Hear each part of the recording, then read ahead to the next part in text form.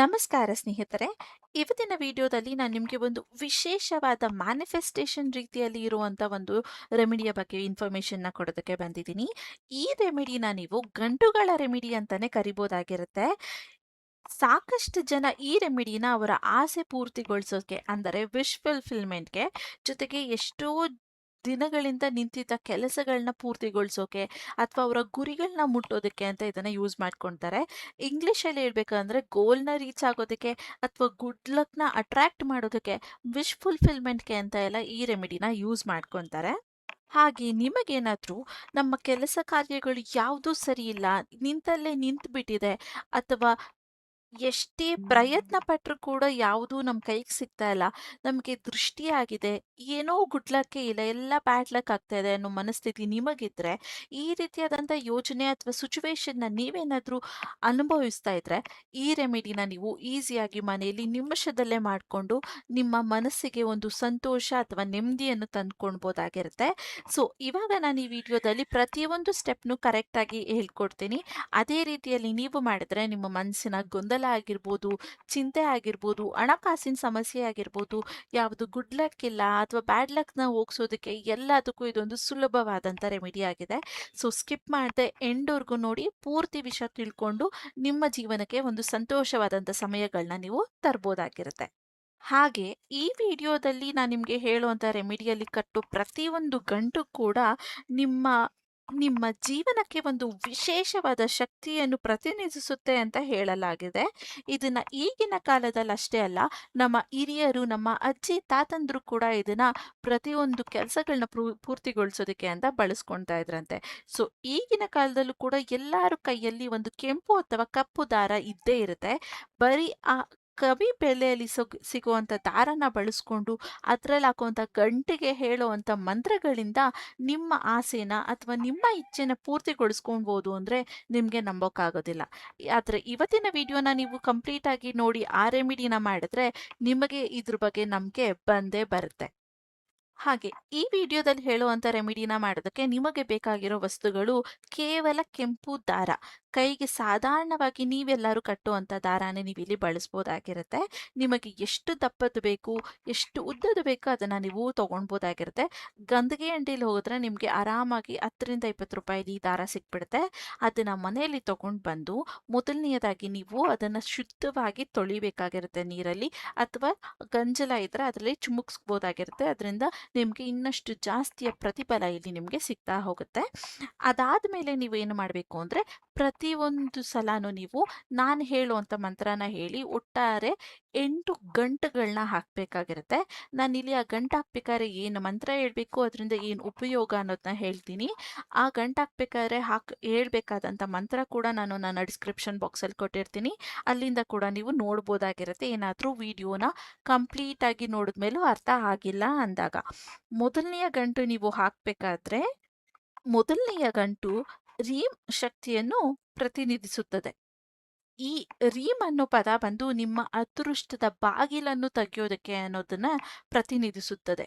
ನೀವೇನಾದ್ರೂ ನಿಮ್ಮ ಜೀವನದಲ್ಲಿ ಹೊಸ ಅವಕಾಶಗಳನ್ನ ತಗೊಂಡ್ ಬರ್ಬೇಕು ಅಥವಾ ಬರ್ಬೇಕು ಅನ್ನೋ ಆಸೆ ಇದ್ರೆ, ಅಥವಾ ಒಳ್ಳೆ ಸುದ್ದಿಗಳನ್ನ ಕೇಳಬೇಕು, ಮದುವೆ ವಿಚಾರ ಆಗಿರ್ಬೋದು, ಬಿಸ್ನೆಸ್ ವಿಚಾರ ಆಗಿರ್ಬೋದು, ಅಥವಾ ಯಾವುದೇ ವಿಚಾರದಲ್ಲಿ ಒಳ್ಳೆ ಸುದ್ದಿಗಳು ಬೇಕು, ಅಥವಾ ನಿಮಗೆ ಒಂದು ಆ, ಒಳ್ಳೆ ಅವಕಾಶಗಳು ಬರಬೇಕು ಅನ್ನೋದಿದ್ರೆ, ಅಥವಾ ನಿಮ್ದು ಯಾವುದಾದರೂ ಒಂದು ಕೆಲಸ ನಿಂತು ಬಿಟ್ಟಿದೆ, ಅದು ಮುಂದಕ್ಕೆ ಸಾಗಬೇಕು, ಪೂರ್ಣ ಆಗಬೇಕು ಅನ್ನೋದೇನಾದ್ರೂ ನಿಮ್ಮ ಆಸೆ ಆಗಿದ್ರೆ, ಈ ಮೊದಲನೆಯ ಗಂಟನ್ನು ಹಾಕತ್ತಾ ರೀಮ್ ಅನ್ನೋ ಮಂತ್ರನ ಹೇಳ್ತಾ, ಆ ಭಾವನೆಗಳು ನಿಮ್ಮ ಮನಸ್ಸಲ್ಲಿ ಏನು ಆಸೆ ಇದೆ ಅದನ್ನ ಆಗ್ತಿರೋ ರೀತಿಯಲ್ಲಿ ಇಮ್ಯಾಜಿನ್ ಮಾಡ್ತಾ ಈ ಗಂಟನ್ನ ನೀವು ಒಳ್ಳೆಯ ಮನಸ್ಸಿಂದ ಆಗೇ ಆಗತ್ತೆ ಅನ್ನೋ ಗಟ್ಟಿಯ ನಂಬಿಕೆಯಿಂದ ಕಟ್ಟಬೇಕಾಗಿರುತ್ತೆ. ನಿಮ್ಮ ಮನಸ್ಸಲ್ಲಿ ಏನು ಹೇಳ್ಕೊಳ್ಬೋದು ಅಂದರೆ, ಫಾರ್ ಎಕ್ಸಾಂಪಲ್, ನನ್ನ ಜೀವನದಲ್ಲಿ ಹೊಸ ಅವಕಾಶಗಳು ತೆರೆಯುತ್ತಿದೆ ಅಥವಾ ಬರುತ್ತಿದೆ, ಈ ರೀತಿಯಾಗಿ ನಿಮಗೆ ಏನು ಬೇಕು, ಏನು ಹಾಕಬೇಕು ಅಂತ ಇದೆ ಅದನ್ನ ಹೇಳ್ತಾ ಈ ಗಂಟನ್ನು ನೀವು ಹಾಕಬೇಕಾಗಿರುತ್ತೆ. ಇನ್ನು ಎರಡನೆಯ ಗಂಟನ್ನು ಹಾಕುತ್ತಾ ಶ್ರೀಂ ಅನ್ನೋ ಮಂತ್ರನ ನೀವು ಹೇಳ್ಬೇಕಾಗಿರುತ್ತೆ. ಗಂಟ್ ಅಂದ್ರೆ ಜಸ್ಟ್ ಹೇಗೆ ಒಂದು ದಾರನ ಗಂಟ ಹಾಕ್ತೀವಿ ಆ ರೀತಿಯಲ್ಲಿ ನೀವು ಇಲ್ಲಿ ಗಂಟನ್ನ ಹಾಕಬೇಕು. ಆ ಗಂಟನ್ನ ಹಾಕುತ್ತಾ ಎರಡನೆಯ ಗಂಟಲ್ಲಿ ಶ್ರೀಂ ಅನ್ನೋ ಮಂತ್ರನ ನೀವು ಹೇಳ್ಬೇಕಾಗಿರುತ್ತೆ. ಇದು ಏನನ್ನ ಪ್ರತಿರೂಪಿಸುತ್ತೆ ಅಂತ ನೋಡಿದ್ರೆ, ಹಣ, ಸಂಪತ್ತು ಮತ್ತು ಸಮೃದ್ಧಿನ ಪ್ರತಿರೂಪಿಸುತ್ತೆ ಅಂತ ಹೇಳ್ತಿದ್ದಾರೆ. ಈಗ ಕೆಲವಷ್ಟು ಜನಗಳು ಹಣದ ಕೊರತೆ ಅಥವಾ ಸಾಲದ ಸಮಸ್ಯೆ ಅಥವಾ ಅತಿಯಾದ ಒತ್ತಡದಲ್ಲಿ ಜೀವನನ ಸಾಗಿಸ್ತಾ ಇರ್ತಾರೆ. ಇಂಥ ಜನರು ಈ 2ನೇ ಗಂಟಾಕತ್ತ ತಮ್ಮ ಮನಸ್ಸಿನಲ್ಲಿ ನಮ್ಮ ಸಾಲದ ಸಮಸ್ಯೆ ಎಲ್ಲ ಹೋಗಿದೆ, ನಮ್ಮ ಹತ್ರ ದುಡ್ಡು ಬರ್ತಾ ಇದೆ, ದುಡ್ಡು ಕೂಡಿಟ್ಟಿದೀವಿ, ಈ ರೀತಿಯಾದಂಥ ಯೋಚನೆನ ಮಾಡ್ತಾ ಮನಸ್ಸಿಗೆ ಅವಾಗ ಎಷ್ಟು ಖುಷಿ ಆಗುತ್ತೆ ಅದನ್ನ ಇಮ್ಯಾಜಿನ್ ಮಾಡ್ತಾ ಈ ಗಂಟನ್ನ ನೀವು ಹಾಕ್ಬೋದಾಗಿರುತ್ತೆ. ಇನ್ನು ಆ, ಆ, ಇದನ್ನ ನೀವು ಮ್ಯಾನಿಫೆಸ್ಟೇಷನ್ ರೀತಿಯಲ್ಲಿ ಬಿಟ್ಟು ಕೂಡ ಆ, ಜ್ಯೋತಿಷ್ಯ ಶಾಸ್ತ್ರದ ಪ್ರಕಾರ ನೋಡಿದ್ರು ಕೂಡ 8 ಗಂಟೆಗೆ ಅದರದ್ದೇ ಆದಂಥ ಮುಖ್ಯವಾದಂಥ ರೋಲ್ಗಳಿರುತ್ತೆ ಅಥವಾ ಸ್ಥಾನಗಳಿರುತ್ತೆ. ಆಗ ನಾವು ಅದನ್ನ ಹಾಕ್ತಾ ಅದಕ್ಕಾದಂಥ ಮಂತ್ರಗಳನ್ನ ಹೇಳಿದಾಗ ಅದರ ಎನರ್ಜಿ ಅಥವಾ ಅದರ ಶಕ್ತಿ ಹೆಚ್ಚಾಗುತ್ತದೆ. ಅದನ್ನ ನಾವು ನಮ್ಮ ಹತ್ರ ಇಟ್ಕೊಂಡಾಗ ಅಥವಾ ಕಟ್ಕೊಂಡಾಗ ಅದರದ್ದೇ ಆದಂಥ ಎನರ್ಜಿ ನಮ್ಮ ಜೀವನದಲ್ಲಿ ಸಾಕಷ್ಟು ಬದಲಾವಣೆಗಳನ್ನ ತರುತ್ತೆ. ಅದನ್ನೇ ನಾನೀಗ ಮ್ಯಾನಿಫೆಸ್ಟೇಷನ್ ಜೊತೆಗೆ ಆಸ್ಟ್ರಾಲಜಿ ರೀತಿಯಲ್ಲಿ ನಿಮಗೆ ಹೇಳ್ತಿದ್ದೀನಿ. ಇದರಿಂದ ನಿಮಗೆ ಚೇಂಜಸ್ ಕಾಣಿಸುತ್ತೆ. ಅದರಿಂದ ನಂಬಿಕೆ ಇಟ್ಟು ಇದನ್ನ ನೀವು ಮಾಡಬೇಕಾಗಿರುತ್ತೆ. ಇನ್ನು 3ನೇ ಗಂಟೆನ ನೀವು ಹಾಕ್ಬೇಕಾದಾಗ ಕ್ಷಮ್ ಅನ್ನೋ ಮಂತ್ರನ ನೀವು ಹೇಳ್ಬೇಕಾಗಿರುತ್ತೆ. ಇದು ಏನನ್ನ ರೂಪಿಸುತ್ತೆ ಅಥವಾ ಏನನ್ನ ಪ್ರತಿನಿಧಿಸುತ್ತೆ ಅಂತ ನೋಡೋದಾದ್ರೆ ರಕ್ಷಣೆಯ ಸಂಕೇತವಾಗಿದೆ. ಇಲ್ಲಿ ನಿಮಗೇನಾದ್ರೂ ಭಯ ಇದೆ, ಬ್ಲ್ಯಾಕ್ ಮ್ಯಾಜಿಕ್ ಆಗುತ್ತೆ ಅಥವಾ ಯಾರೋ ಮಾಟ ಮಂತ್ರ ಮಾಡ್ತಿದ್ದಾರೆ, ನನಗೆ ರಕ್ಷಣೆ ಇಲ್ಲ, ಕೆಟ್ಟ ದೃಷ್ಟಿಗಳು ಬೀಳ್ತಾ ಇದೆ, ಈ ರೀತಿಯಾದಂಥ ಭಯಗಳಿದ್ರು ನಿಮ್ಮಲ್ಲಿ ಈ 3ನೇ ಗಂಟೆ ಹಾಕ್ಬೇಕಾದ್ರೆ ಅದು ಎಲ್ಲನೂ ಕೂಡ ನನ್ನಿಂದ ದೂರ ಆಗಿದೆ. ದೇವರ ಆಶೀರ್ವಾದ ನಮ್ಮ ಮೇಲೆ ಬೀಳ್ತಾ ಇದೆ. ನಿಮ್ಮ ಇಷ್ಟದ ದೇವರನ್ನು ಕೂಡ ನೀವಲ್ಲಿ ಇಮ್ಯಾಜಿನ್ ಮಾಡ್ಕೊಬೋದು ಅಥವಾ ನೆನಪು ಮಾಡ್ಕೊಬೋದಾಗಿರುತ್ತೆ. ಆಗ ನೀವು ದೇವರ ಆಶೀರ್ವಾದ ನಿಮಗೆ ಸಿಗ್ತಿರೋ ರೀತಿ ಅಥವಾ ನೀವು ದೇವರ ದೇವಸ್ಥಾನದಲ್ಲಿ ಕೂತಿರೋ ರೀತಿ ನೀವು ಇಮ್ಯಾಜಿನ್ ಕೂಡ ಮಾಡ್ಕೊಳ್ಬೋದಾಗಿರುತ್ತೆ. ಅದರಿಂದ ನಿಮ್ಮ ಮನಸ್ಸಿನ ಭಾವನೆಗಳು ಆ ದಾರದ ಜೊತೆ ಕನೆಕ್ಟ್ ಆಗುತ್ತೆ. ಇನ್ನಷ್ಟು ಜಾಸ್ತಿ ಫಲ ನಿಮಗೆ ಇಲ್ಲಿ ಸಿಗ್ತಾ ಹೋಗುತ್ತೆ. ಹಾಗೆ ನೀವು ನಿಮ್ಮ ಮನಸ್ಸಿನಲ್ಲಿ ನಾನು ಪೂರ್ತಿಯಾಗಿ ಸುರಕ್ಷಿತವಾಗಿದ್ದೀನಿ, ಯಾವುದೇ ನಕಾರಾತ್ಮಕ ಶಕ್ತಿಗಳು ನನಗೆ ಏನೂ ಮಾಡೋಕ್ಕಾಗೋದಿಲ್ಲ ಅನ್ನೋ ಗಟ್ಟಿ ನಂಬಿಕೆಯಿಂದ ಆ ಭಾವನೆಯಿಂದ ನೀವಿಲ್ಲಿ 3ನೇ ಗಂಟನ್ನ ಆಗ್ತಾ ಆ ಮಂತ್ರನ ಹೇಳ್ಬೋದಾಗಿರುತ್ತೆ. ಇನ್ನು 4ನೇ ಗಂಟಾಗ್ತಾ ನೀವು ಕ್ಲೀಮ್ ಕ್ಲೀಮ್ ಅನ್ನೋ ಮಂತ್ರನ ನೀವು 4ನೇ ಗಂಟೆಗೆ ಹಾಕ್ಬೇಕಾಗಿರುತ್ತೆ. ಇದರ ಅರ್ಥ ಏನು ಅಥವಾ ಏನನ್ನ ಸೂಚಿಸುತ್ತೆ ಅಂತ ನೋಡೋದಾದ್ರೆ ಗುರಿ ಸಾಧನೆ ಅಥವಾ ನಿಮ್ಮ ಗುರಿನ ಸಾಧಿಸ್ಕೊಳೋಕೆ ಅಥವಾ ವಿಶ್ ಫುಲ್ಫಿಲ್ ಮಾಡ್ಕೊಳೋದಕ್ಕೆ ಅಥವಾ ನಿಮ್ಮ ಆಸೆಗಳೇನಿರುತ್ತೆ ಅದನ್ನ ಪೂರ್ತಿಗೊಳಿಸೋದಕ್ಕೆ ಸಾಧಿಸ್ಕೊಳೋದಕ್ಕೆ ಈ ಮಂತ್ರ ನಿಮಗೆ ಉಪಯುಕ್ತವಾಗಿರುತ್ತೆ. ಇದನ್ನ ನೀವು ಹೇಳ್ತಾ ನಿಮ್ಮ ಏನು ಗುರಿ ಇರುತ್ತೆ, ನೀವು ಇಷ್ಟು ಸಂಬಳನ ದುಡಿಬೇಕು ಅಥವಾ ನಿಮ್ಗೊಂದು ಒಳ್ಳೆ ಕೆಲಸ ಸಿಗಬೇಕು ಅಥವಾ ನಾವೊಂದು ಬಿಸ್ನೆಸ್ನ ಸ್ಟಾರ್ಟ್ ಮಾಡಬೇಕು, ನಿಮಗೇನು ಗುರಿ ಇದೆ ಅಥವಾ ನಿಮಗೇನು ಆಸೆ ಇದೆ ಅದು ನೆರವೇರ್ತಿದೆ ಅನ್ನೋ ರೀತಿ ಅಥವಾ ನಿಮಗೆ ನೆರವೇರಿದೆ ಅನ್ನೋ ರೀತಿಯಲ್ಲಿ ನೀವು ಯೋಚನೆನ ಮಾಡ್ತಾ ಮನಸ್ಸಲ್ಲಿ ಅದನ್ನ ಅನ್ಕೊಳ್ತಾ ನಾನು ಇವಾಗ ಇಂಥ ಕಂಪ್ನಿಯಲ್ಲಿ ಕೆಲಸ ಮಾಡ್ಬೇಕಂತಿದ್ದೆ, ನನಗೆ ಅದು ಪೂರ್ತಿ ಆಯಿತು, ಈ ರೀತಿಯಾದಂಥ ಮಾತುಗಳನ್ನ ನಿಮ್ಮ ಮನಸ್ಸಲ್ಲಿ ಹೇಳ್ತಾ ಅಥವಾ ಅದನ್ನ ಆಗಿರೋ ರೀತಿ ಖುಷಿ ಪಡ್ತಾ ನೀವು ಈ 4ನೇ ಗಂಟನ್ನ ನೀವು ಹಾಕ್ಬೇಕಾಗಿರುತ್ತೆ. ಇನ್ನು 5ನೇ ಗಂಟೆಗೆ ಹಾಕ್ಬೇಕಾದ್ರೆ ನೀವು ಲಾಮ್ ಅನ್ನೋ ಮಂತ್ರನ ನಾವಿಲ್ಲಿ ಹೇಳ್ತೀವಿ. ಲಾಮ್ ಅಂದ್ರೆ ಇದು ಭೂಮಿ ತಾಯಿಯ ಮತ್ತೊಂದು ರೂಪ ಅಥವಾ ಹೆಸರು ಅನ್ನೋದನ್ನ ಹೇಳಕ್ಕಾಗತ್ತೆ. ಇಲ್ಲಿ ಏನಕ್ಕೆ ನಾವು 5ನೇ ಗಂಟೆನ ಭೂಮಿ ತಾಯಿಗೆ ಅರ್ಪಿಸ್ತಾ ಇದೀವಿ ಅಂದ್ರೆ ನಾವು ಈ ಭೂಮಿ ಮೇಲೆ ಇರೋದ್ರಿಂದನೇ ನಮ್ಗೆ ಇದೆಲ್ಲ ಅವಕಾಶಗಳು ಸಿಕ್ಕಿರೋ ಅಂಥದ್ದು. ನಮ್ಗೆ ಏನೇ ಪೂರ್ತಿ ಆಗ್ಬೇಕು, ನಮ್ ಏನೇ ಆಸೆಗಳು ನೆರವೇರ್ಬೇಕು ಅಂದ್ರೂ ನಾವು ಫಸ್ಟ್ ನಮ್ಮ ಭೂಮಿ ತಾಯಿಗೆ ನಮ್ಮನ್ನ ಒತ್ತಿರೋದಕ್ಕೆ, ನಮ್ಗೆ ಇಲ್ಲಿ ಒಂದು ಜಾಗ ಕೊಟ್ಟಿರೋದಕ್ಕೆ ಧನ್ಯವಾದ ಹೇಳ್ಬೇಕಾಗಿರುತ್ತೆ. ಅದರಿಂದ ಈ 5ನೇ ಗಂಟನ್ನ ಹಾಕ್ತಾ ಲಾಮ್ ಅನ್ನೋ ಮಂತ್ರನ ಹೇಳ್ತಾ ನೀವು ಭೂಮಿ ತಾಯಿಗೆ ಥ್ಯಾಂಕ್ ಯು ಅನ್ನೋ ರೀತಿಯಲ್ಲಿ ನೀವು ಹೇಳಿ ಇದನ್ನ 5ನೇ ಗಂಟನ್ನ ನೀವು ಹಾಕ್ಬೇಕಾಗಿರುತ್ತೆ. ಈ ಗಂಟನ್ನ ಹಾಕುವಾಗ ನಿಮಗೆ ಒಂದು ಕ್ಲಾರಿಟಿ ಕೂಡ ನಿಮ್ಮ ಜೀವನದಲ್ಲಿ ಬರುತ್ತೆ. ನೀವು ಮುಂದೆ ಏನ್ ಮಾಡ್ಬೇಕು, ಯಾವ್ದು ಸರಿ ಯಾವ್ದು ತಪ್ಪು ಅನ್ನೋ ಕ್ಲಾರಿಟಿ ಕೂಡ ಈ ಲಾಮ್ ಅನ್ನೋ ಮಂತ್ರಗಳನ್ನ ನೀವು ಹೇಳ್ತಾ ಅಥವಾ 5ನೇ ಗಂಟೆ ಹಾಕಿದಾಗ ನಿಮ್ಮ ಜೀವನಕ್ಕೆ ಒಂದು ದಾರಿ ಹೇಗೆ ತರಿಬೇಕು ಅನ್ನೋದು ಗೊತ್ತಾಗ್ತಾ ಹೋಗುತ್ತೆ. ಇನ್ನು 6ನೇ ಮಂತ್ರ ಬಂದು ಐಂ ಅನ್ನೋ ಮಂತ್ರ ಆಗಿರುತ್ತೆ. ಐಂ ಅಂದ್ರೆ ಇದು ನಮ್ಮ ದಾರಿ ತೋರುವಂತ ಗುರು ರೀತಿಯಲ್ಲಿ ಇದು ನಮ್ಮ ಜೀವನದಲ್ಲಿ ಇದು ನಮ್ಗೆ ಉಪಯುಕ್ತವಾಗಿರುತ್ತೆ. ಇದು ಒಂದು ರೀತಿ ನಮ್ಗೆ ಕ್ಲಾರಿಟಿ ಕೊಡುತ್ತೆ, ಜೀವನದಲ್ಲಿ ಏನು ಮಾಡಬೇಕು ಏನು ಮಾಡಬಾರ್ದು, ಯಾವುದರಿಂದ ಏನು ಲಾಭ, ಎಲ್ಲಾ ರೀತಿಯಾದಂಥ ಕ್ಲಾರಿಟಿನ ನಮ್ಗೆ ಕೊಡುತ್ತೆ. ಹೀಗೆ ಮಾಡ್ಬೇಕು ಅನ್ನೋ ದಾರಿನೂ ಕೂಡ ನಮ್ಗಿದು ಗುರುವಾಗಿ ತೋರಿಸ್ಕೊಡುತ್ತೆ.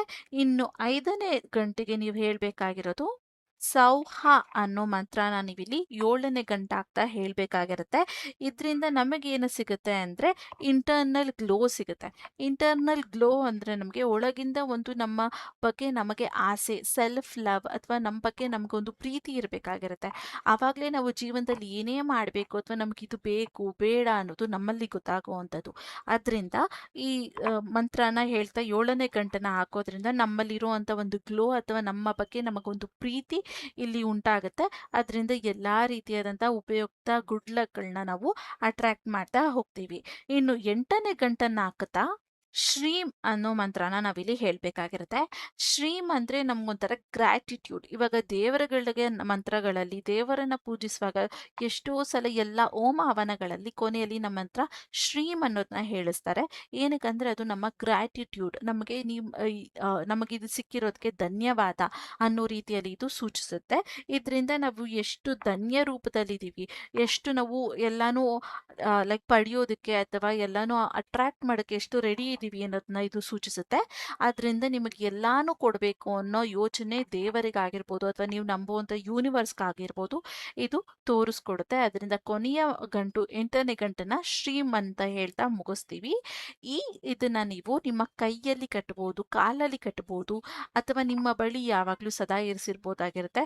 ಕಟ್ಟೋಕೆ ಇಷ್ಟ ಇಲ್ಲ, ಇಟ್ಕೊಳಕ್ ಇಷ್ಟ ಇಲ್ಲ ಅಂದ್ರೆ ಮನೆಯಲ್ಲಿಟ್ಟು ಬೆಳಗ್ಗೆ ಅಥವಾ ಸಾಯಂಕಾಲ ನಿಮಗೆ ಯಾವಾಗ ಆಗುತ್ತೆ ಆವಾಗ ಶುದ್ಧವಾಗಿ ಕೂತ್ಕೊಂಡು ಒಳ್ಳೆ ಮನಸ್ಸಿಂದ ನೀವು ಆ ಗಂಟು ನೀವು ಏನು ಹಾಕಿರ್ತೀರ ಅದನ್ನ ಇಟ್ಕೊಂಡು ಯಾವ ಗಂಟೆಗೆ ಯಾವ ಹೆಸರಿದೆ ಅದನ್ನ ನೋಟ್ ಮಾಡಿ ಇಟ್ಕೊಂಡು ಅದಂದೇ ಮಂತ್ರಗಳನ್ನ ನೀವು ಹೇಳ್ತಾ ಇದ್ರು ಕೂಡ ಅಷ್ಟೇ ಫಲ ನಿಮ್ಗೆ ಇಲ್ಲಿ ಸಿಗ್ತಾ ಹೋಗುತ್ತೆ.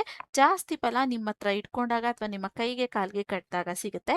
ಸೊ ಈ ರೆಮಿಡಿನ ನೀವು ಮಾಡೋದ್ರಿಂದ ಅಥವಾ ಈ ಮ್ಯಾನಿಫೆಸ್ಟೇಷನ್ ರೀತಿಯಾದಂಥ ರೆಮಿಡಿಯನ್ನ ಮಾಡೋದ್ರಿಂದ ನಿಮಗೆ ದೇವರ ಅನುಗ್ರಹ, ಯೂನಿವರ್ಸ್ನ ಅನುಗ್ರಹ, ನಿಮ್ಮಲ್ಲಿ ಒಂದು ಸೆಲ್ಫ್ ಕಾನ್ಫಿಡೆನ್ಸ್ ಪ್ರತಿಯೊಂದು ನಿಮಗೆ ಸಿಗುತ್ತೆ. ಸೊ ಇದು ಇವತ್ತಿನ ವಿಡಿಯೋ ಆಗಿತ್ತು, ರೆಮಿಡಿ ಆಗಿತ್ತು. ಇದು ನಿಮಗೆ ಇಷ್ಟ ಆದರೆ ಪ್ಲೀಸ್ ನನ್ನ ಚಾನಲ್ಗೆ ಒಂದು ಲೈಕ್ನ ಮಾಡಿ. ನಿಮಗೆ ಮುಂದೆ ಯಾವ ರೀತಿಯಾದಂಥ ವಿಡಿಯೋಗಳು ಬೇಕು, ನಿಮಗೆ ನನ್ನ ವಿಡಿಯೋ ಹೇಗೆ ಅನ್ನಿಸ್ತಾ ಇದೆ ಅನ್ನೋದನ್ನ ಮಿಸ್ ಮಾಡದೆ ಕಮೆಂಟ್ನ ಮಾಡಿ. ಜೊತೆಗೆ ಇದೇ ರೀತಿಯಾದಂಥ ರಾಶಿ ಭವಿಷ್ಯ ಅಥವಾ ರೆಮಿಡಿ ರೀತಿಯಾದಂಥ ವಿಡಿಯೋಗಳು ನಿಮಗೆ ಬೇಕಾದರೆ ನನ್ನ ಚಾನಲ್ನ ಸಬ್ಸ್ಕ್ರೈಬ್ ಮಾಡ್ಕೊಳ್ಳಿ. ಮತ್ತೆ ನಾಳೆಯ ವಿಡಿಯೋದಲ್ಲಿ ಒಂದು ಹೊಸ ರೆಮಿಡಿ ಜೊತೆ ಬರ್ತೀನಿ ಅಂತ ಹೇಳ್ತಾ ಧನ್ಯವಾದ.